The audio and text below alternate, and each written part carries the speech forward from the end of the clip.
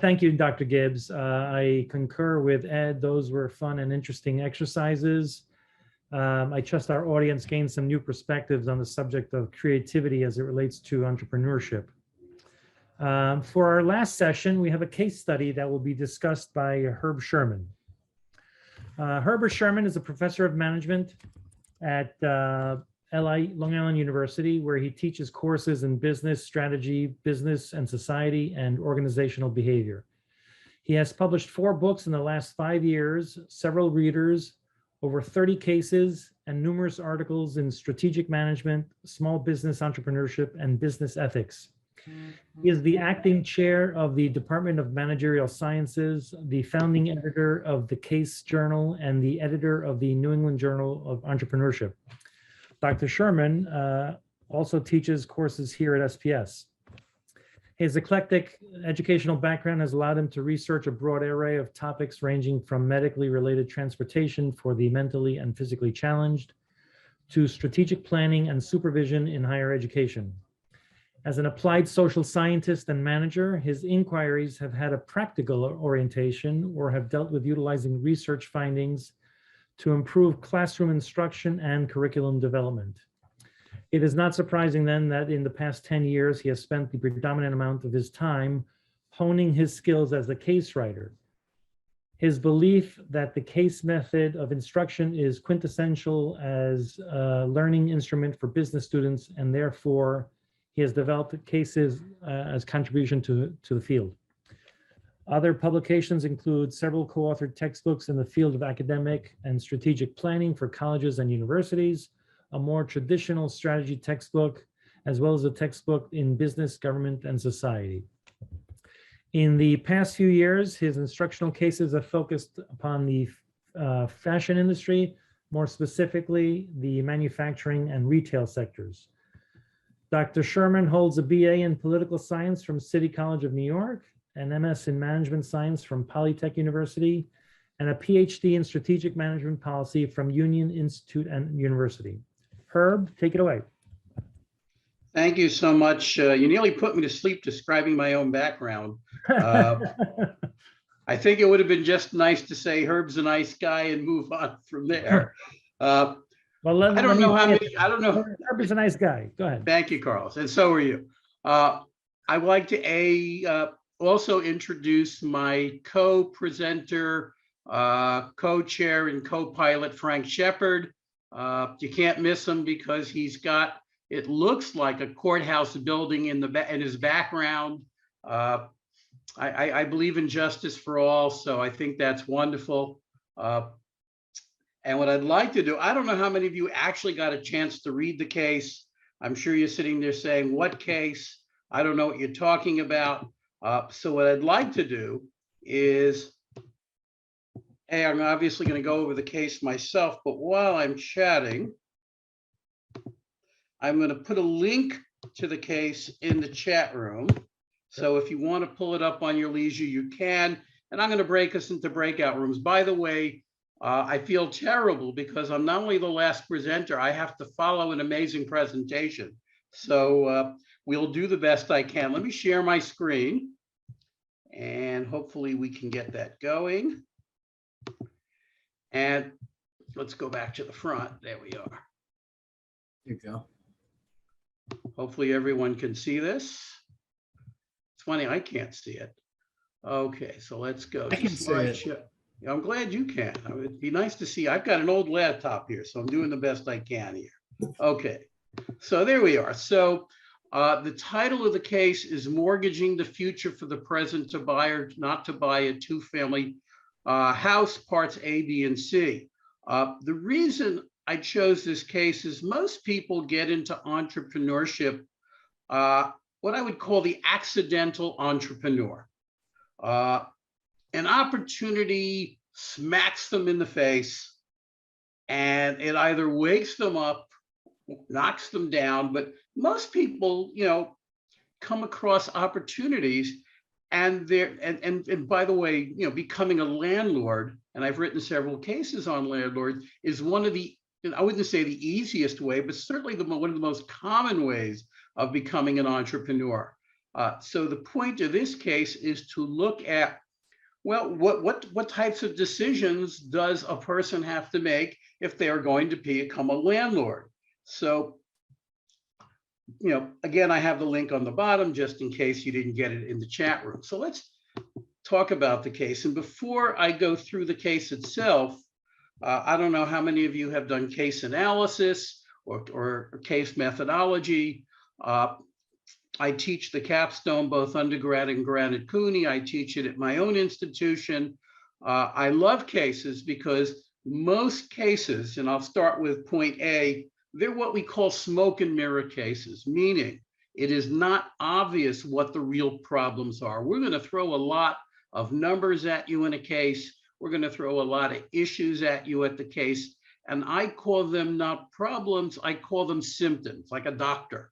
A doctor, you walk to a doctor's office, you say you have a runny nose, you have fever, runny eyes. Well, the problem could be anything from a food allergy to air allergy to a cold, hate to mention COVID. It could be anything. So when we're doing a case analysis, one of the things we have to do is look at the symptoms, or what are also called the effects, and try to back into what's the real problem. Because if we can recognize the real problem, then we can obviously find the real solution or solutions.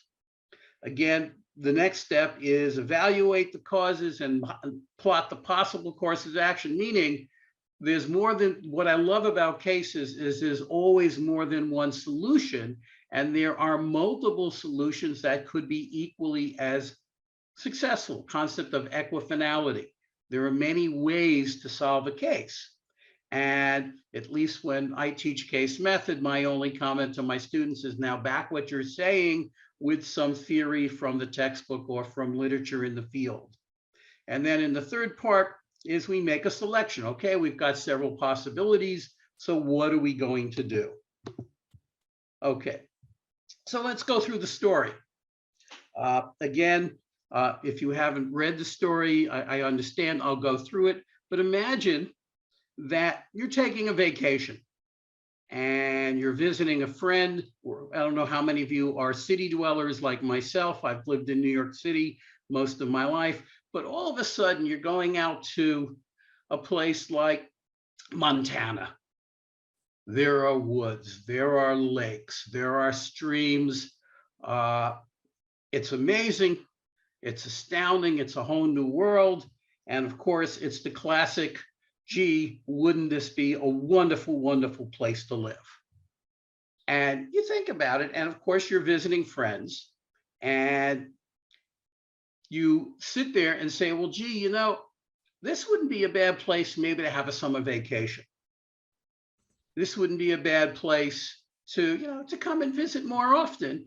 And what you start to do is you look around and you say, wait a minute, the cost of living out here is really much, much lower than the cost of living in New York. Now, I live in Queens and I live in Forest Hills, so I'm giving away personal information, that's fine. But to buy a home in Forest Hills, you gotta be a millionaire. You go to places like Montana, you can buy a house for $100,000, and that's a big house.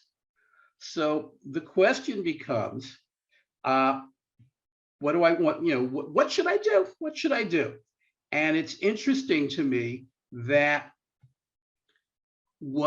in this case, what the person did in the case, our protagonist, our key person making the decision, he said, okay, I'm going to do something about it. I want to go. So he and his friend went to a real estate agency and said, listen, show me some homes. Show me some homes that I can maybe buy. And he realized very quickly, because he wanted to do a no money down deal. That means I'm not putting any mortgage up. I'm not putting anything up. That the only way he's going to afford to buy anything as a vacation home is he'd have to be able to buy something that he can rent. And whether he does summer, winter, something like that, whatever the case may be, the broker shows him several homes.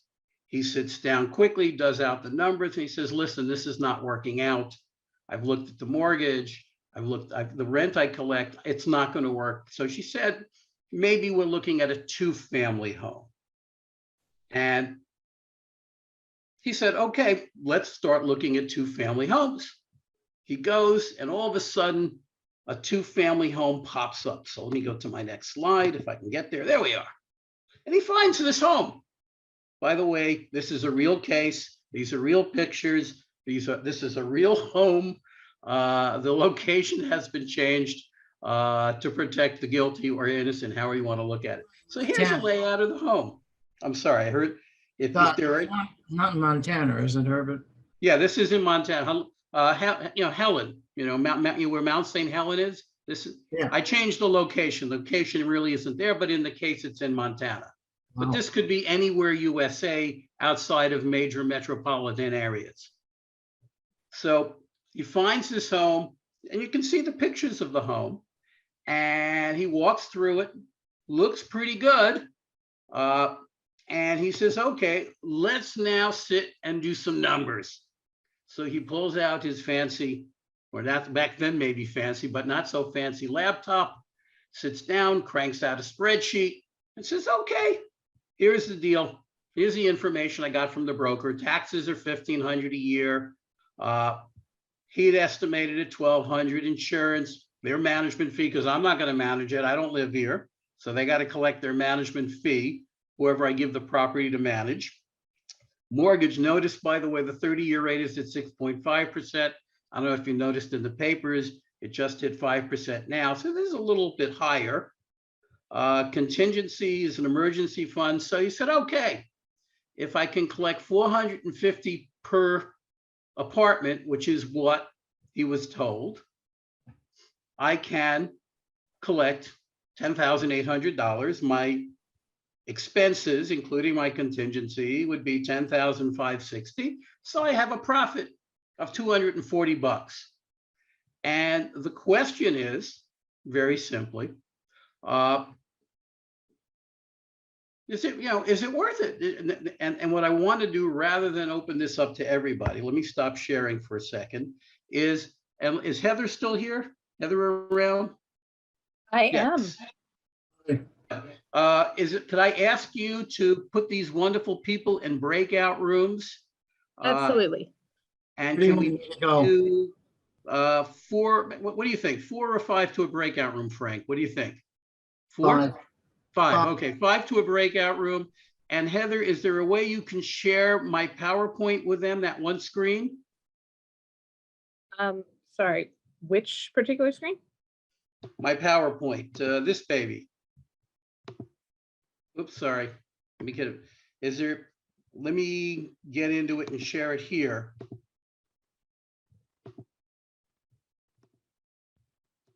And let me back up. This is the screen I want them to see, so they can at least have the numbers in front of them. I don't know if it's possible. Can you share this in breakout rooms? Only if we have people individually sharing within each breakout room. It's not something we can share from the main room out. Okay. Okay. What we could recommend is for folks to take a quick screenshot of this and just kind of paste it into Word. They'll have it in front of them. Okay. And the other thing I'm going to do is I'm going to take the 3 questions I want them to look at and dump it into the chat, because this is what I want you to discuss amongst yourselves in terms of, if this was if this was your situation, now what? What is how do the 3 questions drive us? And Frank, add anything that I might have missed that you think is pertinent to the case. The condition of the house, which they don't know, but that's a consideration. And I actually did read the case, and that was something that popped into my head. But I don't know whether we want to add that or not. It's what I think question 3 covers it. Okay. So if we can break them, if people can go into breakout rooms, that would be amazing. I think given the number of people we have, let's see, that should give us 5 or 6 breakout rooms. And then Frank and I will pop in and see how you guys are doing. If you have any questions about the case, again, you can, connect it yourself if you can. Oh, someone did a screenshot there. Thank you, Ryan. And you can actually go to the link I put it and look at the case directly. The numbers are in the case as well. So I think everyone, from what I gathered, and I must admit I snooped in all the rooms, had some really good conversations. So if we can go from group to group to group, just give us your impressions in terms of these 3 questions. And maybe you can sort of boil it into one commentary. And I don't know if you had a group leader informally or formally, but please pop in and share with us and talk to us about what do you think about this situation if this was presented to you? Let me jump in and just say with our group, the 240 seemed to be very tight, and that was something we were worried about. A great idea came up, which probably didn't exist when you wrote this case, and that was, can we turn it into an Airbnb? Which probably didn't exist then. Most people didn't know it was a college town, but when we figured that out, we were worried about the tenants, and you corrected us saying, well, you can take a big down whatever it is. It's you can take collateral, but again, if you're even collecting 3 months collateral, that's $1,200. The other concern was maintenance, and I think that's what we're calling contingency. Mm-hmm. Is that that looks like a very old house, and that I have that kind of maintenance on my wife's car, so now you know why I lease, Frank. Yeah. So I mean, other thoughts from people that were in the room? Please pop in. Ed was there. Yeah, one of the things that we talked about it being a college town, the fact that you would probably need to raise the rent because you're talking about a lot more activity than probably a normal stable family would be in the house. We know that. We all been to school and in college and what college life could be, that there could be more damage. Certainly you can maybe get more. And I'm wondering about this, Herbert, when you talk about that average price normally is it for an unfurnished home, or is that a furnished home? Because if it's furnished, we're talking furnished. No, I'm saying is that average price including those sort of. No, doesn't include furnishings, no. Okay, so you probably can ask for a little better price, but then again, you're saying that it caps off at some point where. Well, yeah, I mean, again, even if on the high end you go another $50, another $100, you're only looking at collecting $1,200 more a year. Right. Okay. So, but these are good questions. What about group number 2? What was your conversations? Please pop in, talk to us. Can we just allow folks to unmute themselves? Please, absolutely. Okay. All right.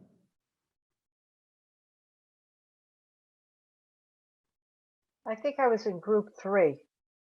Okay, but I anyone know from- you're asking for group 2, but I'm just trying to remember if I was in group 2 okay, or 3. well, we'll take group 3. You know, we can Okay. be convergent here. We can be divergent. So go for it. Most of the things that not things, but most of the points that Dr. Shepherd had made, we had discussed that as well. Some other points that we had raised also was the fact that this is a great distance. If you're talking about Montana, or I think it was Montana you were saying, and you're talking about New York, and you have this burning desire to have a vacation home. This is very expensive for a vacation home. And you have to fly out. You're not going to really drive out. It's not like driving from here to Albany, from Long Island or the city to Albany. So it's you have to count that. Derek was the one who brought that point up about traveling. In addition, if these these folks that you have as renters don't pay their rent. All right, now you got a management fee, you're paying this. And of course, they're going to try to see that they get their rent. But still, that's another hassle. And then if they're rent relatives to whom you're renting, that's even worse because you never can get them out. Yeah, you never rent to relatives. That you might as well just give it away. Exactly. So, but even so, and if it's a college town, the young people are going to say, well, we couldn't afford it this month because I had to pay tuition for this or that and the other thing. We saw more negatives, and $240 for a profit. Nah, not worth it. Not worth it. West of the Mississippi, and it's cold. What vacation home could you possibly have? Nah. Okay. Yeah, I think we also said the distance was, even if you could get there fast, just so far away. Yeah. The time zone. I mean, and again, even if it were a vacation home, you're better off getting an Airbnb than you would be, or one of those. It's funny you mentioned that. I do Airbnbs every summer, and I would say I probably spend on average $4,000 to $5,000 a month on an Airbnb. Yeah. So. But then you don't travel as much. I mean, you'd be surprised where I go. Okay, But, that's personal, and I don't want to get that's into personal, that. exactly. Yeah, but I'm thinking if you live here and you want to go to the Poconos, it's what? Yeah, but in Poconos, you're going to pay $3,000 to $4,000 a month for a home to rent Airbnb, because that's one of the areas I look at. I love the Poconos, but that's okay. What about other groups? What are you guys thinking? Same, different? So I'm going to jump in for group 2, Mr. Chairman. Please. So we made this analysis. I apologize, I'm driving. And it's not worth it because of the following reasons. We have to calculate the opportunity time lost of the time that you will spend in managing this property. That time costs you money, whether you're paid $100 an hour or in a high-powered attorney at $900 an hour. So you have to factor that in. Our group, there was some experience with student renters that destroy property, don't manage it as well, don't treat it as well. Refrigerators and dishwashers not being used properly and being replaced, the hassle dealing with insurance.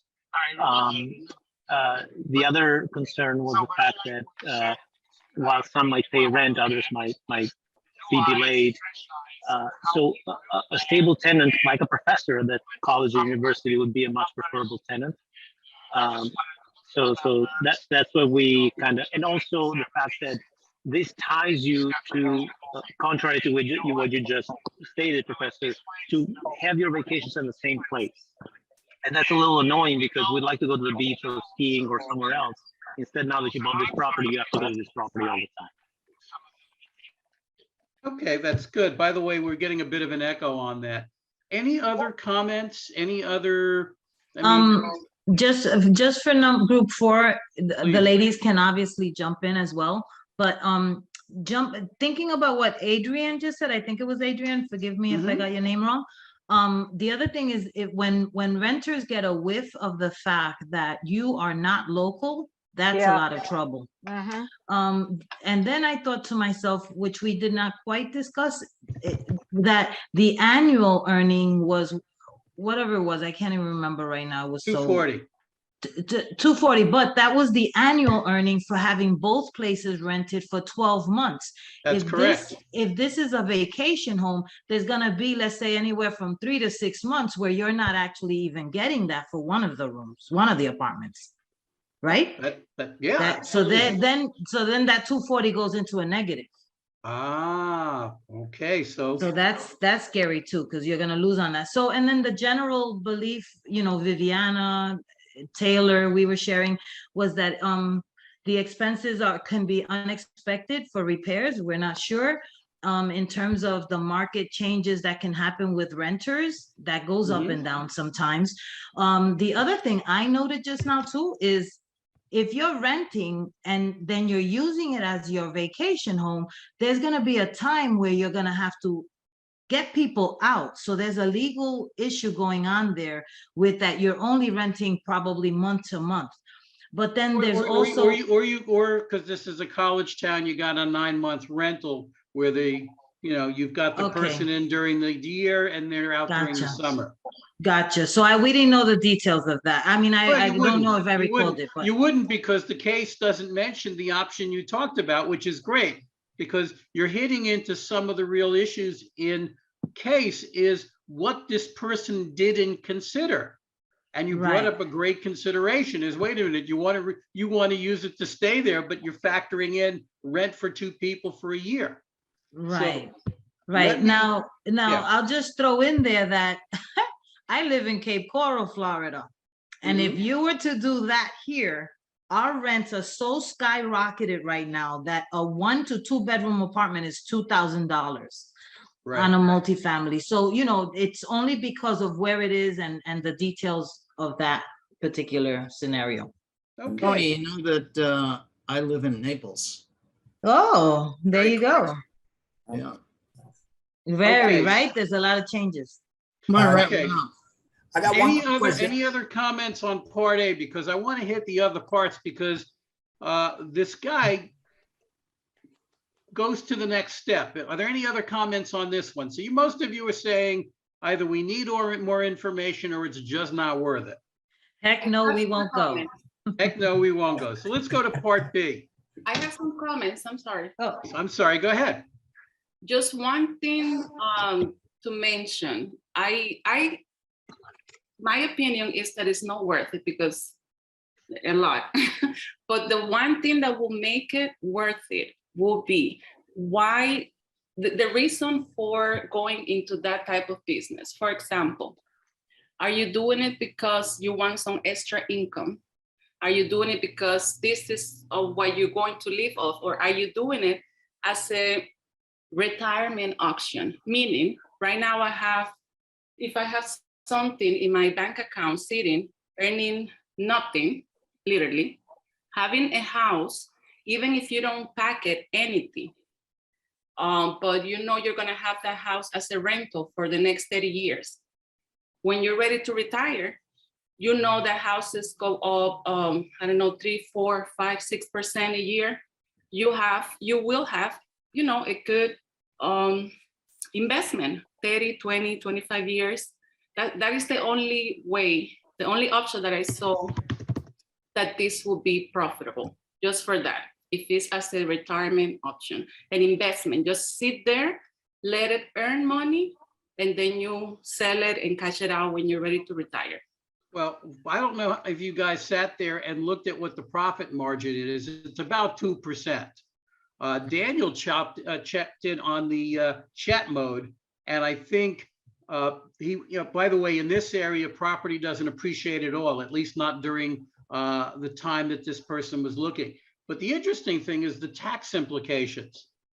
If he were to do this as a business and he did it as an LLC, the loss, assuming he got one, would float right into his personal taxes. And that would decrease his, his taxes or her taxes, assuming they needed a tax deduction. And by the way, that would include travel and everything related to it. He'd also have depreciation. Exactly. You'd have depreciation on the house. He would write off the entire mortgage. He would write off the real estate. I mean, it's interesting that that really, yes, the numbers are ignoring discounted cash flow against possible appreciation. Yes, Joseph. We don't know what the cost of capital in this time period was, but it's currently low, but going up. Would the house have to be owned in the LLC? Well, you don't have to do it as an LLC. You can do it as a DBA.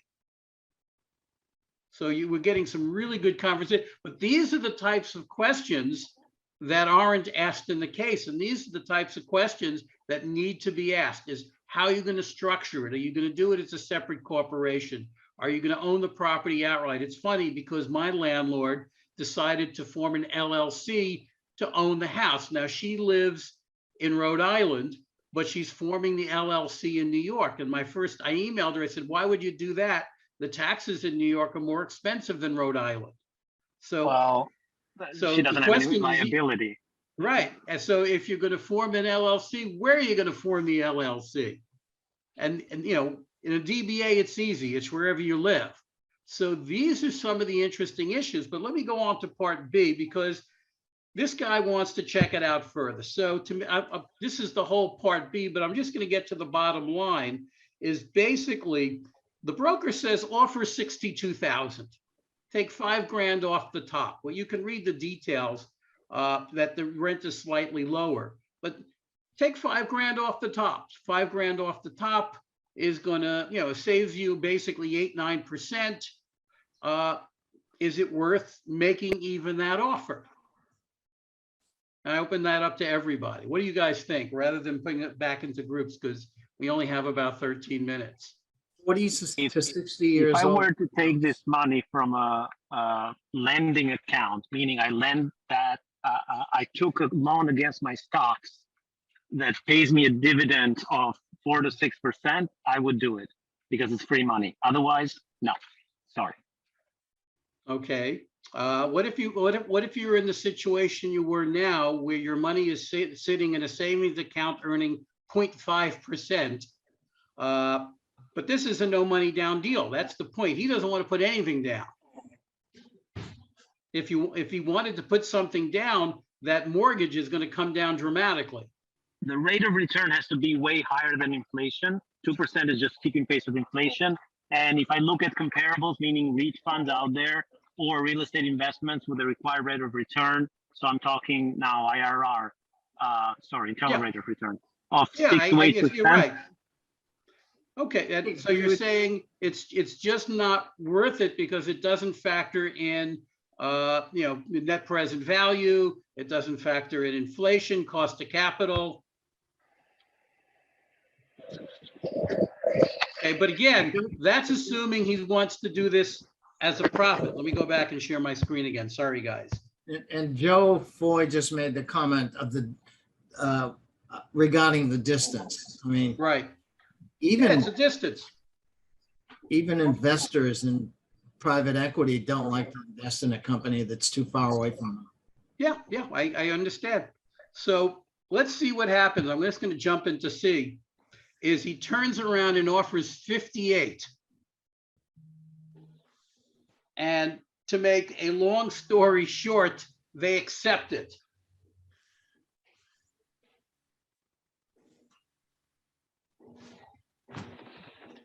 Now what? Do you still go ahead with the deal? Now it's down from 67 to 58. He just saved himself $9,000. Well, he got a lower price. He didn't save any money. And frankly, I would have to do cash flows. And again, it is too far away. It's a college town. I worry about that.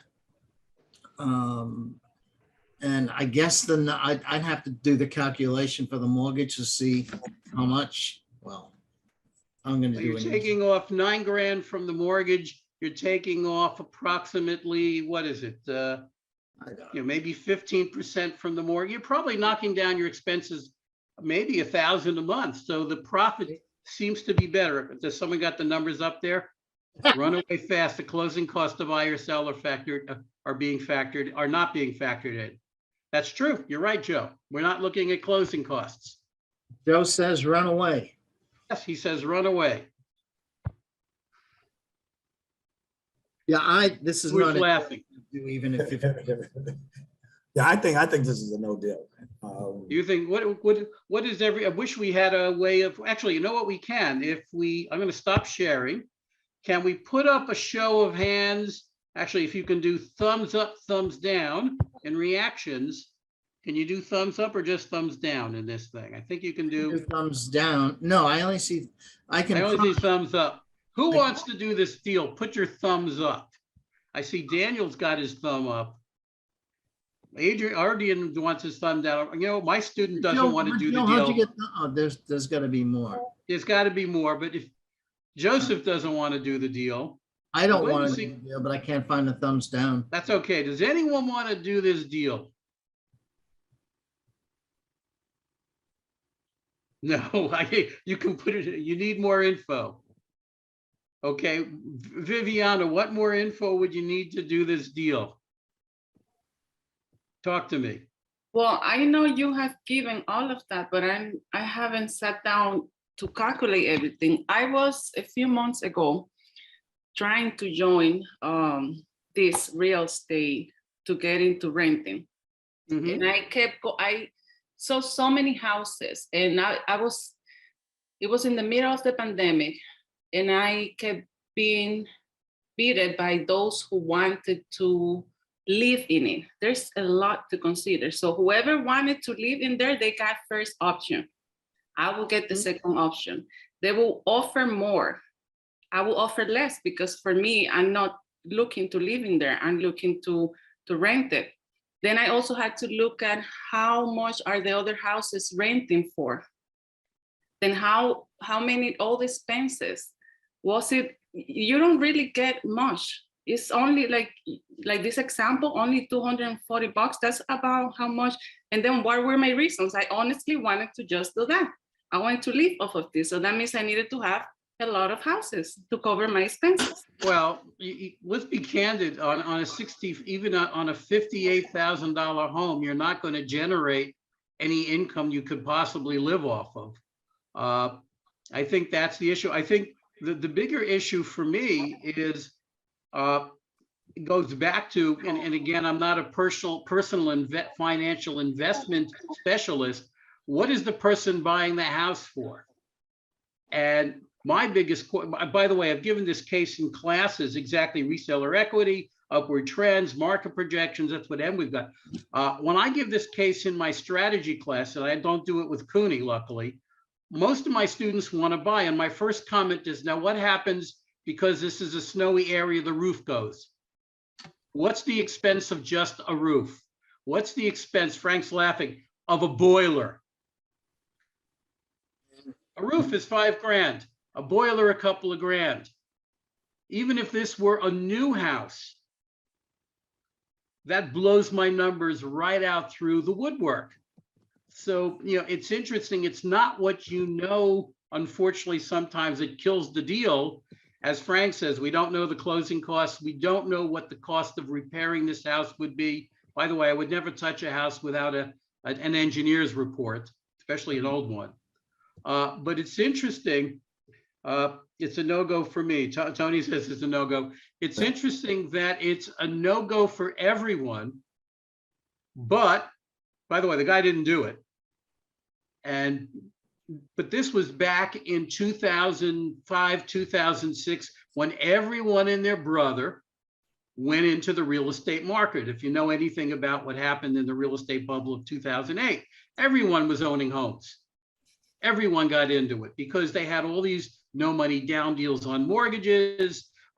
You had variable mortgages where people could buy a house like this and maybe pay a couple, maybe $1,000 a month, and then have a balloon payment 10 years later because it was tied into the LIBOR or prime.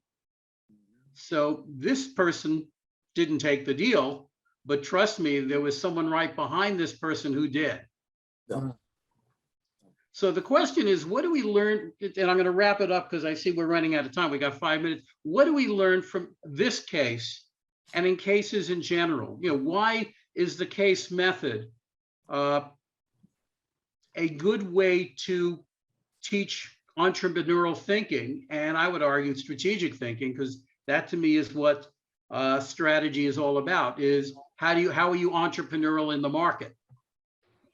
One of the things that pops into my head is you've got to dig into details, and usually there are missing details. This case had a lot of missing details, and most people caught them. Yeah, no, we had great conversations. And that's what makes a case study good. I actually don't use it in my classes, but I might start. Well, that to me, you just paid me the highest compliment, Frank. Thank you. And by the way, I used to do it, but not online. But well, we're rethinking both capstones at CUNY, and I'm hoping that we will build cases into them. I admit I have a hidden agenda. I'm a case methodologist person, and I just think that the cases are smart because they give you at least something that's real. And sometime when the cases are written in hindsight, there is sufficient information to say in this time and what things are needed. I think the challenge is always going to be not feeling like you don't have sufficient information and knowing what questions to raise. And in this case, there's a lot of questions to raise that would make it a little bit difficult. I will say this, that I did purchase a home and under these kind of conditions, but the equity skyrocketed. And I saw that in the trend. That's why I was just curious on that. But I like the case methodology, but it could be very challenging. And we want our students to be challenged as a strategist. Yeah, and One thing, please go ahead. one Sorry. thing that is very important that people should keep front of mind is their own time, the value of their own time. People forget this, they don't consider it. The time that you're spending managing a property, managing an investment, managing anything should be valued. You should know how much your hour is worth. You should really think like an attorney and charge yourself a per hour fee, because that's how you will know when you go into an interview how much you're worth as well. And your personal time is worth 2 times or 3 times more than your work time. So I think that should be calculated into the equation. Because we only have a certain amount of time, and that is it. Where you can make as much money as you want, but time is limited. Yeah, you'll notice that's why in this case, they basically got a management team because their attitude was, I don't want to manage the property. I have better things to do. And at 10% of the rent, if you think about it, that's cheap. You're paying what, $80 a month to have the property managed, $90 a month? You know, that's more that, you know, most lawyers get $250, $350 an hour.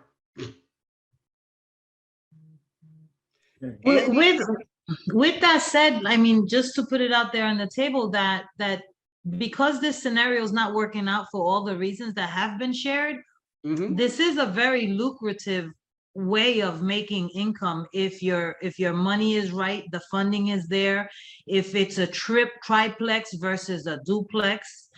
So there's other variations that could make something like this be super lucrative. Well, I can tell you, my mother was an auditor and she would look at this case and would say, figures don't lie, but liars figure. And she would say, it's all in the numbers. Yep. Right. And that's why when I think it was, Joseph said, there are a lot of hidden costs here we're not looking at. I don't see any hidden revenue here. That's the problem. There's not going to be much capital appreciation on the property.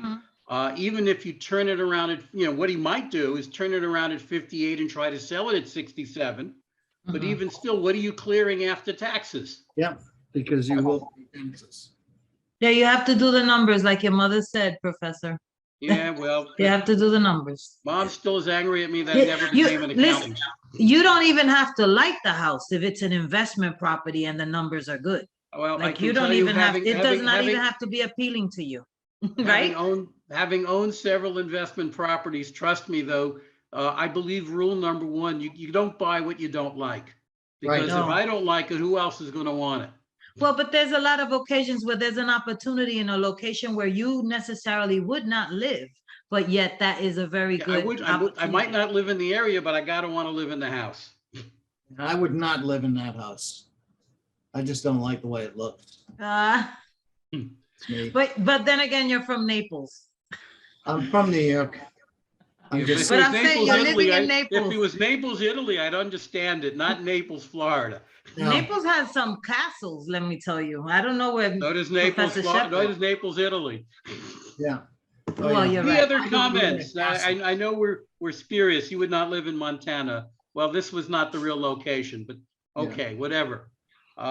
Any other comments on the case? I really want to thank you all for participating. Great comments. I mean, this is taped, right? Because we should share this with my classes. Yes. I think this type of session would be great for a class to listen to and to think about, and wouldn't be bad to put up as PR for SPS, because these are the types of conversations we should be having online with our students. And I'm glad that Ardian is here, one of my students, and he can share it with my class. Professor Sherman, I'm one of your students too. Oh, Tony, But, sorry. yeah, that's okay. but I wanted to share that. Can you give us a wrap up of, like, I get that this was just a scenario, but how does it apply itself to being an entrepreneur and what we should be looking out because of it? Because Just basically. entrepreneurs tend to go with their gut reactions and not the numbers. Right. That's Very It's- good. I'm glad I asked.